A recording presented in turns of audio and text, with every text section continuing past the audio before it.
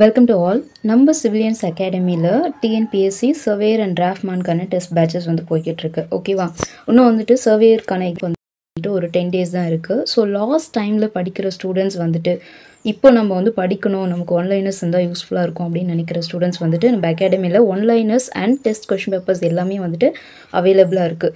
வேணுன்ற ஸ்டூடெண்ட்ஸ் வந்துட்டு கீழே கொடுத்துருக்க டெலகிராம் நம்பருக்கு காண்டாக்ட் பண்ணி நீங்கள் உங்களுக்கு ஒன்லைனர்ஸ் வேணுமா இல்லை கொஷின் பேப்பர்ஸ் செட் வேணுமா அப்படின்றத சொல்லி பர்ச்சேஸ் பண்ணி வாங்கிக்கோங்க.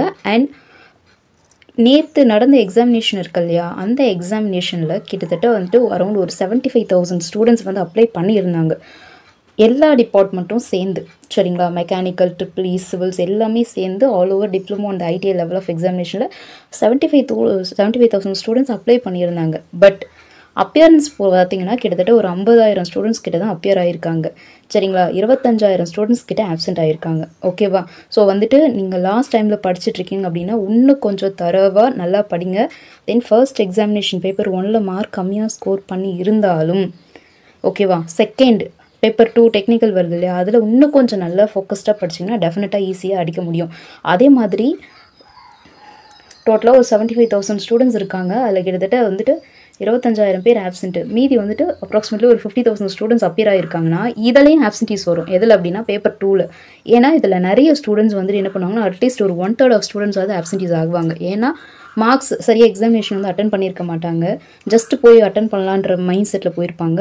பேப்பரில் வந்துட்டு நல்லா ப்ரெசென்ட் பண்ணியிருக்க மாட்டாங்க, சரிங்களா. ஒரு 40, 35, 50 அந்த ரேஞ்சில் வந்துட்டு பேப்பர் 1ல் ஸ்கோர் பண்ணுறதுனால சரி ஓகே நம்ம பேப்பர் 2க்கு போகணுமா அப்படின்ற ஒரு மைண்ட் செட் வந்து அவங்களுக்கு இருக்கும், சரியா. ஸோ அதுலேயும் வந்துட்டு ஆப்சென்டீஸ் நிறைய வரும். அப்படி வரும்பொழுது இன்னும் கொஞ்சம் என்ன ஆகும் அப்படின்னு சொல்லிட்டு பார்த்தீங்கன்னா உங்களுடைய காம்படிஷன் லெவல் வந்து ரொம்ப கம்மியாகும், சரியா.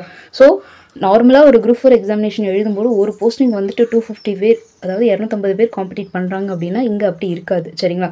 ஒரு 1000 வேக்கன்சிக்கு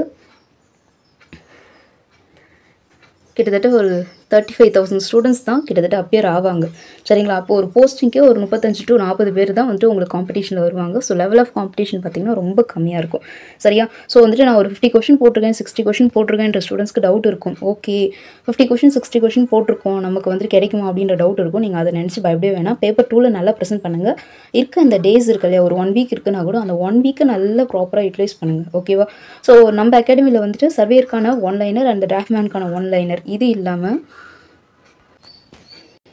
சர்வேயர் அண்ட் டிராஃப்ட்மேனுக்கான கொஷின் பேப்பர் செட்ஸும் வந்து அவைலபிளாக இருக்குது, சரிங்களா. நீங்கள் வந்துட்டு உங்களுக்கு எது தேவையோ அதை வந்துட்டு கீழே இருக்க டெலகிராம் நம்பருக்கு மெசேஜ் பண்ணிவிட்டு நீங்கள் பர்ச்சேஸ் பண்ணி இருக்கிற டேஸில், இப்போ நிறைய பேர் படிச்சிருப்பீங்க பட் டெஸ்ட் எழுதி பார்த்துருக்க மாட்டீங்க. ஸோ அந்த மாதிரி ஸ்டூடெண்ட்ஸ் ஒரு டெஸ்ட் ப்ராக்டிஸ் கொடுத்தா நல்லாயிருக்கும்னு நினைப்பீங்க, சரி. அந்த மாதிரி ஸ்டூடெண்ட்ஸ் வந்துட்டு பர்ச்சேஸ் பண்ணி இதை யூட்டிலைஸ் பண்ணுங்கள்.